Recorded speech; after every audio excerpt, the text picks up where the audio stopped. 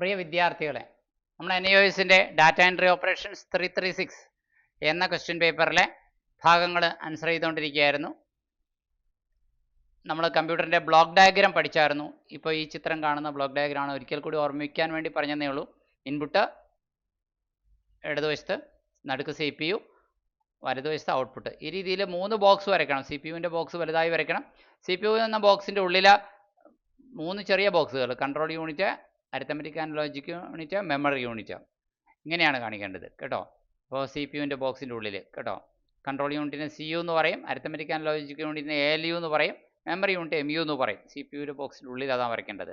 Input നമ്മൾ കീബോർഡിലൂടെ mouse ക്ലിക്കിലൂടെയൊക്കെ കൊടുക്കുന്ന input CPUവിൽ പ്രവർത്തിച്ച് പ്രോസസ്സ് ചെയ്തതിന് ശേഷം നമുക്ക് ഔട്ട്പുട്ട് സ്ക്രീനിൽ ഡിസ്പ്ലേ ചെയ്യുന്നു, അല്ലെങ്കിൽ പ്രിൻ്ററിലൂടെ വർക്കൗട്ട് ചെയ്ത് തരുന്നു, അല്ലെങ്കിൽ സ്പീക്കറിലൂടെ ഓഡിയോ ഔട്ട്പുട്ട് തരുന്നു, ഈ രീതിയിൽ.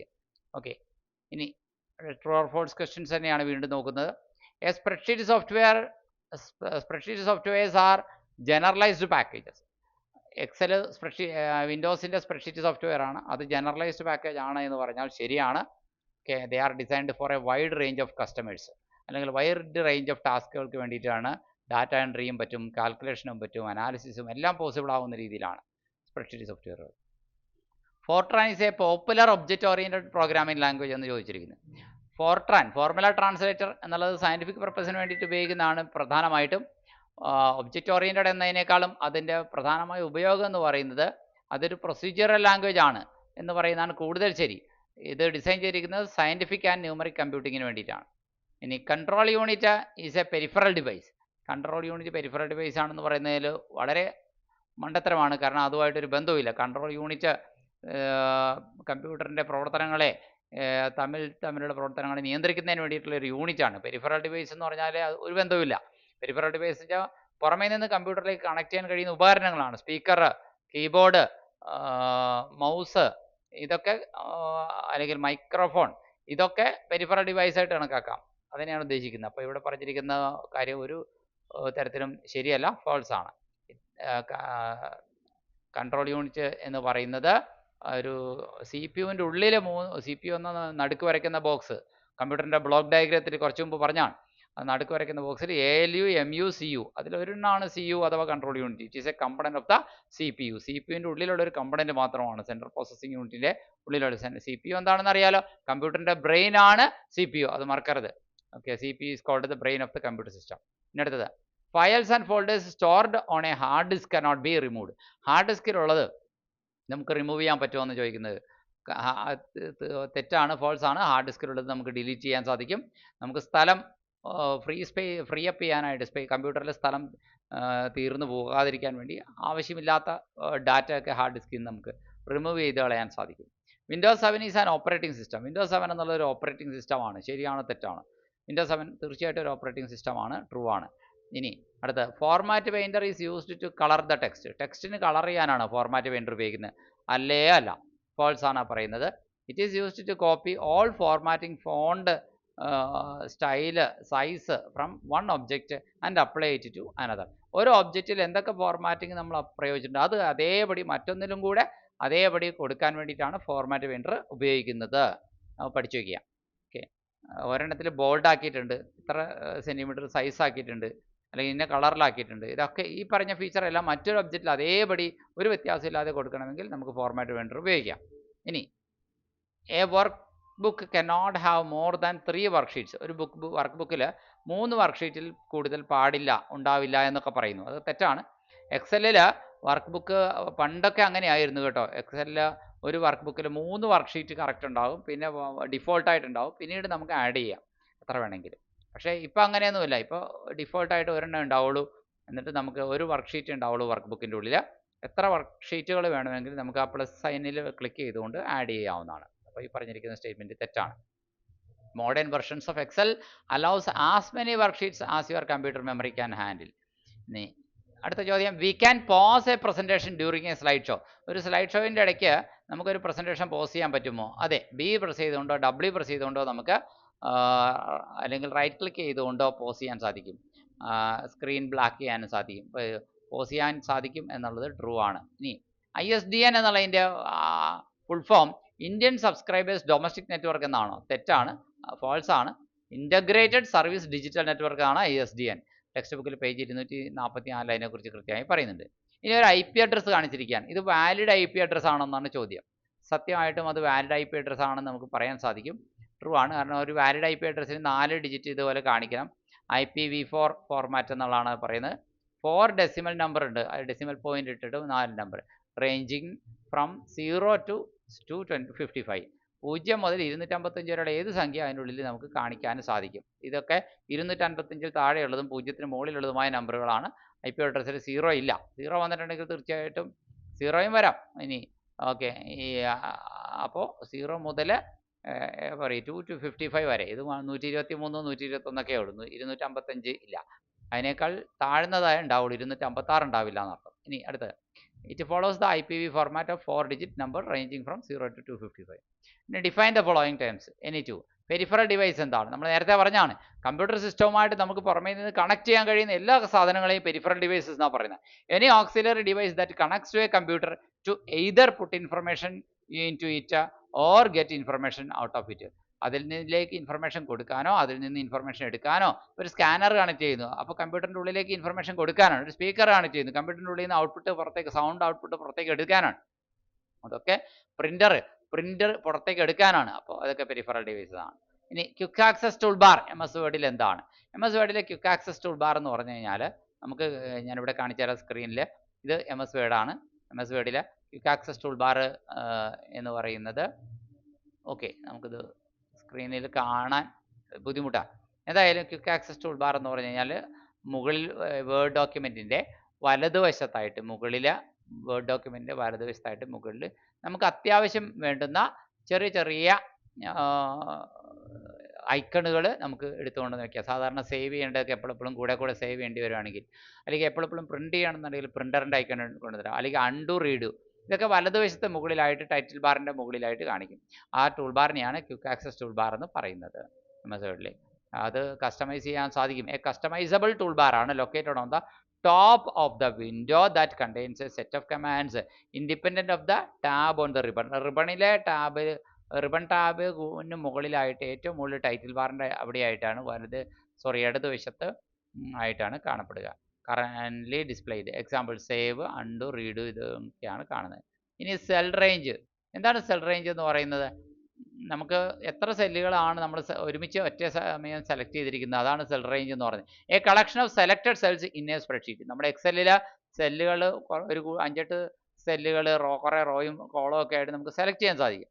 അപ്പോൾ എവിടെ മുതൽ എവിടം വരെയുള്ള സെൽ റേഞ്ചാണ് നമ്മൾ ടോട്ടൽ സെലക്ട് ചെയ്തിരിക്കുന്നത്, അതിൻ്റെ കൂട്ടാണ്, ആ കളക്ഷനെയാണ്, ആ ഗ്രൂപ്പിനെയാണ് സെൽ റേഞ്ച് എന്ന് പറയുന്നത്. It is identified by the cell reference of the upper left. Upper ലെഫ്റ്റിൽ സെൽ റെഫറൻസ് ഉണ്ടാവും, അവിടെ കാണിക്കും. And the lower left cell, upper left സെല്ലും ലോവർ ലെഫ്റ്റ് സെല്ലും കൊണ്ടാണ് നമുക്ക് അത് കാണിക്കാൻ കഴിയുന്നത്. Cell range separated by a colon. ഇതിൻ്റെ ഇടയിൽ, റേഞ്ചിൻ്റെ ഇടയിൽ ഒരു കോളൻ ചെയ്തിട്ടുണ്ടാകും. ഉദാഹരണത്തിന് A1 സെല്ല് മുതൽ C5 സെല്ല് വരെ എന്നിങ്ങനെ കാണിക്കുകയാണെങ്കിൽ നമുക്കറിയാം അത് സെൽ റേഞ്ചാണ് കാണിക്കുന്നത്. ഷോർട്ട് നോട്ട് എഴുതാനായിട്ട് ആപ്ലിക്കേഷൻ സോഫ്റ്റ്വെയർ എന്താണ്? This is a type of computer program that performs specific functions of the user. യൂസറുടെ സ്പെസിഫിക് ഫങ്ഷൻസ് കാണിക്കുന്നു. Example include word processors, MS Word, web browsers, Chrome, spreadsheet software, Excel. Unlike system software, it is an end user oriented. ഇനി അടുത്ത recycle bin ആണ്. It is a temporary storage area for files and folders that are deleted by the user. നമ്മൾ user delete ചെയ്ത് കഴിഞ്ഞാൽ from the hard disk നിന്ന് delete ചെയ്ത് കഴിഞ്ഞാൽ അതെവിടെ കിടക്കും? ടെമ്പററി ആയിട്ട് റീസൈക്കിൾ ബിന്നിൽ കിടക്കും. അതാണ് ഓർത്തിരിക്കേണ്ടത്. റീസൈക്കിൾ ബിൻ എന്താണെന്ന് വെച്ച് കഴിഞ്ഞാൽ ഫയലും ഫോൾഡറും യൂസർ, അതായത് കമ്പ്യൂട്ടർ ഉപയോഗിക്കുന്ന ഉപയോക്താവ്, നമ്മൾ ഡിലീറ്റ് ചെയ്ത് കളഞ്ഞാൽ, ഹാർഡ് ഡിസ്കിൽ നിന്ന് ഡിലീറ്റ് ചെയ്താലാണ് കേട്ടോ, അല്ലാണ്ട് മെമ്മറി കാർഡിൽ നിന്ന് കളഞ്ഞാൽ റീസൈക്കിൾ ബിന്നിൽ ഉണ്ടാവില്ല, പെൻ ഡ്രൈവിൽ നിന്ന് കളഞ്ഞാലും റീസൈക്കിൾ ബിന്നിൽ ഉണ്ടാവില്ല. കമ്പ്യൂട്ടറിൻ്റെ ഹാർഡ് ഡിസ്കിൽ നിന്ന് കളഞ്ഞാൽ റീസൈക്കിൾ ബിന്നിൽ കിടക്കും, ടെമ്പററി ആയിട്ട് സ്റ്റോർ ചെയ്ത് കിടക്കും. അവിടെ നിന്ന് പിന്നെ എടുത്ത് കളഞ്ഞാൽ പെർമനൻ്റ് ആയിട്ട് പോകും. It allows users to restore accidentally deleted data. ആ യാദൃശ്ചികമായിട്ട് ഡിലീറ്റ് ചെയ്ത ഡാറ്റ തിരിച്ചു കൊണ്ടുവരാനായിട്ട്, റീസ്റ്റോർ ചെയ്യാനായിട്ട് കമ്പ്യൂട്ടറിന് യൂസേഴ്സിന് അത് സഹായകമാണ്. അടുത്ത ഫോർമാറ്റ് സെൽ ഡയലോഗ് ബോക്സ് എന്താണ്? ഇതാണ് എക്സലിലാണ് ഇങ്ങനെ ഒരു ആവശ്യം വരുന്നത് സാധാരണഗതിയിൽ. ഫോർമാറ്റ് സെൽ ഡയലോഗ് ബോക്സ് ഇതുപോലത്തെ ഒരു ബോക്സ് നമ്മൾ എക്സലിലെ ഒരു സെല്ലിൻ്റെ ഉള്ളിൽ ക്ലിക്ക് ചെയ്ത് റൈറ്റ് ക്ലിക്ക് ചെയ്ത് കഴിഞ്ഞാൽ ഫോർമാറ്റ് സെൽ എന്ന ഓപ്ഷൻ ഉണ്ട്. അപ്പോൾ നമുക്ക് കാണാൻ സാധിക്കും ആ ഫോർമാറ്റ് സെല്ല്. ഉദാഹരണത്തിന് ഇത് എക്സലാണ്. എക്സലിൽ ഇപ്പോൾ ഉദാഹരണത്തിന് ഈ സെല്ല് ഞാൻ ക്ലിക്ക് ചെയ്ത് ഉണ്ടോ, ഈ ഫോർമാറ്റ് സെല്ല് വരും. ഈ ഫോർമാറ്റ് സെൽ ഇങ്ങനെ ക്ലിക്ക് ചെയ്ത് കഴിഞ്ഞാൽ നമുക്കൊരു ഡയലോഗ് ബോക്സ് വരും. ഈ ഡയലോഗ് ബോക്സ് ആണ് നമുക്ക് ഈ പറയുന്ന കാര്യം എന്ന് പറയുന്നത്. അപ്പോൾ എന്താണെന്ന് ചോദിച്ചു കഴിഞ്ഞാൽ ഫോർമാറ്റ് സെൽ ഡയലോഗ് ബോക്സിൽ നമുക്ക് number, alignment, font, border, fill, protection, ഒരു സെല്ലിൻ്റെ ഉള്ളിൽ എന്തൊക്കെ മോഡിഫിക്കേഷൻസ് അല്ലെങ്കിൽ ആ സെല്ല് എങ്ങനെ പ്രവർത്തിക്കണമെന്ന് നമ്മളാണ് തീരുമാനിക്കുന്നത്. ആ സെല്ലിൽ കാണിക്കുന്ന ടൈപ്പ് ചെയ്യുന്ന നമ്പർ അത് നമ്പറായിട്ട് 1 2 3 4 എന്നുള്ള കൗണ്ടിങ് നമ്പറായിട്ടാണ് എടുക്കേണ്ടതെങ്കിൽ നമ്മൾ അത് ആ സെല്ലിൽ അത് നമ്പർ ആയിട്ടാണ് അതിനെ അക്സെപ്റ്റ് ചെയ്യേണ്ടത്. നമ്മൾ കൊടുക്കുന്ന എൻ്റർ ചെയ്യുന്ന നമ്പറിനെ നമ്പറായിട്ടാണ് എടുക്കേണ്ടത്, കൗണ്ടിങ് നമ്പേഴ്സ് പോലെ അല്ല. അത് കറൻസി നോട്ട് ആയിട്ടാണ്, കറൻസി നോട്ടിൻ്റെ രീതിയിൽ വാല്യൂ ആയിട്ടാണ് എടുക്കേണ്ടതെങ്കിൽ ഇത്ര രൂപ എന്നുള്ള വാല്യൂ ആയിട്ടാണ് എടുക്കുന്നത്. കറൻസി എന്ന രീതിയിൽ മോഡിലേക്ക് അതിനെ മാറ്റണം, ആ സെല്ലിനെ മാറ്റണം. അത് ടൈപ്പ് ചെയ്യുന്ന ഏത് സംഖ്യയും പിന്നെ കറൻസി ആണെന്ന് കമ്പ്യൂട്ടർ വിചാരിച്ചോളൂ. അക്കൗണ്ടിങ് പരമായ കാര്യങ്ങളാണെങ്കിൽ അക്കൗണ്ടിങ് ഡേറ്റ് ഇപ്പോൾ ഫോർമാറ്റ് ആണെങ്കിൽ ഡേറ്റ് ഫോർമാറ്റിലേക്ക് നമ്മൾ മാറ്റും. അതുപോലെ തന്നെ നമ്മൾ അടിക്കുന്ന ടൈപ്പ് ചെയ്യുന്നത് ഒരു ദിവസത്തിന്, മാസം, തീയതി, വർഷമൊക്കെ ആണെങ്കിൽ അത് ഡേറ്റ് ആയിട്ടാണ് കമ്പ്യൂട്ടർ അതിനെ റെക്കഗ്നൈസ് ചെയ്തോളും. അപ്പോൾ ആ സെല്ലിനുള്ളിൽ ടൈപ്പ് ചെയ്യുന്ന നമ്പർ ഏത് ടൈം, സമയമാണ് നമ്മൾ ടൈപ്പ് ചെയ്യുന്നതെങ്കിൽ ടൈം ആയിട്ട്, പെർസെൻറ്റേജ് ആണെങ്കിൽ അങ്ങനെ, ഏത് ഫ്രാക്ഷൻ ആണെങ്കിൽ ഫ്രാക്ഷൻ ആയിട്ട് അതിനെ എടുത്തോളും. അപ്പോൾ ടെക്സ്റ്റ് ആണെങ്കിലോ ടെക്സ്റ്റ് ആയിട്ട് എടുത്തോളും. അപ്പോൾ ഇതേ രീതിയിൽ ആ സെല്ലിൻ്റെ ഉള്ളിൽ നമ്മൾ എൻ്റർ ചെയ്യുന്ന ഡാറ്റ എങ്ങനെ എടുക്കണം എന്നത് നമ്മൾ എന്താണ് ഫോർമാറ്റ് സെൽ ഡയലോഗ് ബോക്സ് എക്സലിലാണ് നമുക്ക് കാണുന്നത് എന്നുള്ളതാണ് പറഞ്ഞത്. അപ്പോൾ നമ്മൾ എങ്ങനെയാണ് ഉത്തരം എഴുതുക? It is a tool in spreadsheet application like a Excel that allows users to change the appearance of a cell.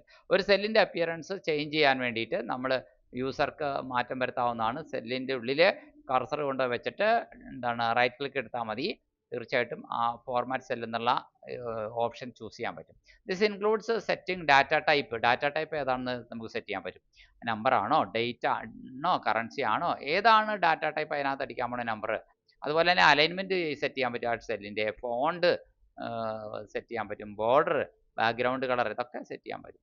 ഇനി അടുത്ത ചോദ്യം. In Windows X P start menu dash displays a list of music or songs used by the current user. Windows X P പണ്ട് ഉപയോഗിച്ചിരുന്നതാണ്, ഇപ്പോൾ നമുക്ക് Windows X P ഇല്ല. Windows X പിയിൽ മ്യൂസിക്കും സോങ്സും ഒക്കെ യൂസർ ഉപയോഗിക്കുന്ന മ്യൂസിക് സോങ്ങും ഒക്കെ സ്റ്റോർ ചെയ്യാനുള്ള സ്ഥലമാണ്. അത് മൈ മ്യൂസിക് എന്നുള്ള ഒരു ഏരിയ ആണ്. ഇതാണ് വിൻഡോസ് എക്സ് പിയുടെ പണ്ടത്തെ സ്റ്റാർട്ട് മെനു, നമുക്കറിയാം. അതിനകത്ത് in Windows X P start menu my music displays a list of music or songs used by the current user. ഇതാണ് നമുക്ക് മനസ്സിലാക്കാൻ. അതിന് differentiate between the following. Sum ഫംഗ്ഷനും സമ്മി ഫംഗ്ഷനും. നമുക്കറിയാം സം ഫംഗ്ഷൻ എന്ന് പറയുന്നത് എക്സലിനകത്തുള്ള ഒരു കാര്യമാണ്. സമ്മി ഫംഗ്ഷനും ഇതാണ് എക്സലിൽ ഫോർമുല ബാർ ഇതാണ്. ഇവിടെ ഈക്വൽ ടു അടിച്ചിട്ട് നമ്മൾ ഫോർമുല അടിക്കുന്ന ഈക്വൽ ടു സം ഉണ്ടോ എന്നടിക്കുമ്പോൾ സം ഫംഗ്ഷൻ വരും, അതിൻ്റെ തൊട്ട് താഴെ സമ്മി ഫംഗ്ഷനും വരും. അതിനെക്കുറിച്ചാണ് ചോദിച്ചിരിക്കുന്നത്. എന്താണ് സം ഫംഗ്ഷനും എന്താണ് സമ്മി ഫംഗ്ഷൻ എന്നാണ് ചോദിച്ചിരിക്കുന്നത്. അപ്പോൾ അതിന് രണ്ടിനും രണ്ട് തരത്തിലുള്ള ഉപയോഗമാണല്ലോ ഉള്ളത്. അപ്പോൾ നോക്കാം നമുക്ക് സം ഫംഗ്ഷൻ്റെ പർപ്പസ് എന്താണെന്ന് നോക്കാം. Sum function adds all the numbers in a range of cells. ഒരു റേഞ്ച് ഓഫ് സെൽസിൽ എത്ര നമ്പർ ഉണ്ടോ അതിനെയൊക്കെ ആഡ് ചെയ്യുകയാണ് സം ഫംഗ്ഷൻ ചെയ്യുന്നത്. നമ്മളിപ്പോൾ ഇവിടെ ഞാൻ സംഖ്യകളൊന്നും അടിച്ചിട്ടില്ല, നോക്കൂ. ഇവിടെ 234 എന്നൊരു സംഖ്യയുണ്ട്, ഇവിടെ 324 ഉണ്ട്, ഇവിടെ 432 ഉണ്ട്, ഇവിടെ 423 ഉണ്ട്, ഇവിടെ 546 ഉണ്ട്. ഇനി ഈ സെല്ലെല്ലാം ഇതെല്ലാം എനിക്ക് സം ചെയ്യണമെങ്കിൽ എന്താ ചെയ്യുക? ഈക്വൽ ടു സം എന്നടിച്ചിട്ട് സം ഫംഗ്ഷൻ ഡബിൾ ക്ലിക്ക് ചെയ്തതിന് ശേഷം റേഞ്ച് സെലക്ട് ചെയ്യണം. ഇവിടെ നിന്ന് ഇവിടം വരെയുള്ള കണ്ടോ. എന്നിട്ട് ഈസ്റ്റു ആണ് ഇതിൻ്റെ ഇടയ്ക്ക് വരുന്നത്, കണ്ടോ. റേഞ്ച് സെലക്ട് ചെയ്യുമ്പോൾ എന്നിട്ട് ബ്രാക്കറ്റ് ക്ലോസ് ചെയ്ത് എൻ്റർ അടിച്ചു കഴിഞ്ഞാൽ അതിൻ്റെ എല്ലാത്തിൻ്റെയും തുക എനിക്ക് ഇവിടെ ഉത്തരമായിട്ട് ഇതായി മഞ്ഞ നിറത്തിൽ കാണുന്ന ഭാഗത്ത് വന്നു കഴിഞ്ഞു. ഇതാണ് സം ഫംഗ്ഷൻ. അപ്പോൾ സം ഫംഗ്ഷൻ ഇവിടെ ഉത്തരത്തിൽ ക്ലിക്ക് ചെയ്ത് കഴിഞ്ഞാൽ ഞാൻ സം ഫംഗ്ഷൻ ഫോർമുല ബാറിൽ അടിച്ചത് അവിടെ കാണാനും സാധിക്കും. D111 മുതൽ H111 വരെയുള്ള സെല്ലുകളിൽ ഉള്ള സംഖ്യകൾ ഉണ്ട്. ഇതാണ് ഇവിടെ മുതൽ ഇവിടം വരെയുള്ള സെല്ലുകളുടെ സംഖ്യകൾ ഒരു റേഞ്ച് ആയിട്ട് സെലക്ട് ചെയ്ത് അതിൽ സം ഫംഗ്ഷൻ കണ്ടിരിക്കുന്നത്. ഇതാണ് സം ഫംഗ്ഷൻ. എന്നാൽ സമ്മി ഫംഗ്ഷൻ അങ്ങനെയല്ല, ഒരു കണ്ടീഷൻ പറഞ്ഞിട്ടാണ് നമുക്ക് സമ്മി ഫംഗ്ഷൻ ചെയ്യാൻ കഴിയുന്നത് എന്നുള്ളത്. Sum function adds all the numbers in a range of cells. തൊട്ടടുത്തുള്ള ഒരു റേഞ്ച് ഓഫ് സെൽസ്, അല്ലെങ്കിൽ തൊട്ടടുത്ത് തന്നെ വേണമെന്നില്ല, പല സ്ഥലങ്ങളിലായാലും മതി, അത് റേഞ്ച് ഓഫ് സെൽസ് തുകകൾ കൂട്ടിയെടുക്കുന്നു. സമ്മി ഫംഗ്ഷൻ അങ്ങനെയല്ല. Adds the cells specified by a given criteria or condition. ഉദാഹരണത്തിന് 50-ൽ കുറവാണെങ്കിൽ അവ മാത്രം കൂട്ടിയെടുക്കുക എന്ന് പറഞ്ഞാൽ 50-ൽ കുറവാണ് ആ സംഖ്യകളെങ്കിൽ മാത്രമേ കൂട്ടുള്ളൂ, അല്ലെങ്കിൽ 50-ൽ കൂടുതലാണെങ്കിൽ അത് വിട്ട് കളയും കേട്ടോ. അപ്പോൾ അതാണ് സം ഫംഗ്ഷൻ. സം ഫംഗ്ഷൻ അടിക്കാനായിട്ട് ഈക്വൽ ടു സമ്മ് എന്നിട്ട് അതിൻ്റെ ആ റേഞ്ച് സെലക്ട് ചെയ്യുക. സമ്മി ഫംഗ്ഷൻ അടിക്കാൻ അങ്ങനെയല്ല. എന്ത് ചെയ്യുന്നു? സമ്മി ഫംഗ്ഷൻ അടിക്കാനായിട്ട് range criteria equal to SUMIF എന്നടിച്ചിട്ട് ഈക്വൽ ടു സമ്മിഫ് കഴിഞ്ഞിട്ട് ബ്രാക്കറ്റിൽ റേഞ്ച് ക്രൈറ്റീരിയ റേഞ്ച് എത്ര മുതൽ എത്ര വരെയാണെന്ന് നമ്മൾ ഡ്രാഗ് ആൻഡ് സെലക്ട് ചെയ്ത് റേഞ്ച് സെലക്ട് ചെയ്യാം. എന്നിട്ട് എന്ത് ചെയ്യുന്നു, ക്രൈറ്റീരിയ 50 കുറവാണ്, less than numbers less than 50 ആണെങ്കിൽ അങ്ങനെ, എന്നിട്ട് സം റേഞ്ച് ബ്രാക്കറ്റിൽ കാണിക്കുക, എൻ്റർ അടിക്കുക, അത്രേ ഉള്ളൂ. ഇനി അടുത്തത് പവർ പോയിന്റിൽ ഔട്ട്ലൈൻ വ്യൂ ഉണ്ടല്ലോ, അതെന്താണെന്ന്. ഔട്ട്ലൈൻ വ്യൂ ഫോക്കസ് ചെയ്തത് ടെക്സ്റ്റിനെയും സ്ട്രക്ചറിനെയുമാണ്. പ്രസൻറ്റേഷൻ്റെ പവർ പോയിന്റ് പ്രസൻറ്റേഷൻ്റെ ടെക്സ്റ്റിനെയും സ്ട്രക്ചറിനെയുമാണ് ഔട്ട്ലൈൻ വ്യൂ കാണിക്കുന്നത്. എന്നാൽ സ്ലൈഡ് വ്യൂ അങ്ങനെയല്ല. പവർ പോയിന്റിലെ slide view focus on the visual layout and graphics of an individual slide.